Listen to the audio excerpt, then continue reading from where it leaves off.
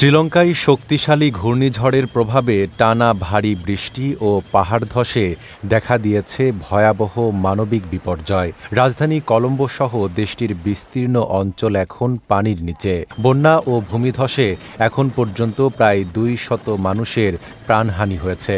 নিখোঁজ রয়েছেন আরও অনেকে। সবচেয়ে বেশি ক্ষতিগ্রস্ত হয়েছে মধ্যাঞ্চলের পাহাড়ি ও নদী তীরবর্তী এলাকাগুলো। কেলানি নদীর পানি দ্রুত বেড়ে গিয়ে কলম্বোর আশপাশের নিচু এলাকাগুলো তলিয়ে গেছে। বহু বাড়িঘর ভেঙে পড়েছে এবং পানিতে ডুবে গেছে।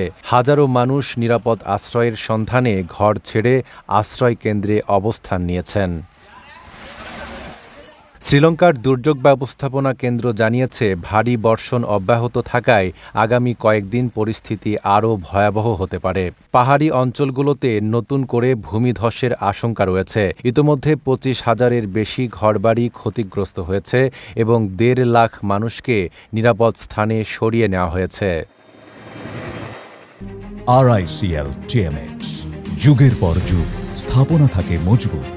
উদ্ধার তৎপরতায় কাজ করছে সেনাবাহিনী, নৌবাহিনী ও বিমান বাহিনী। পাশাপাশি ভারত, পাকিস্তান ও জাপান সহ কয়েকটি দেশ ত্রাণ ও উদ্ধার সহায়তা পাঠিয়েছে।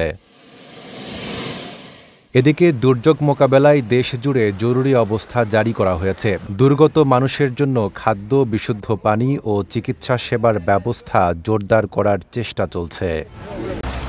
নাইম আরাবী, ঢাকা পোস্ট।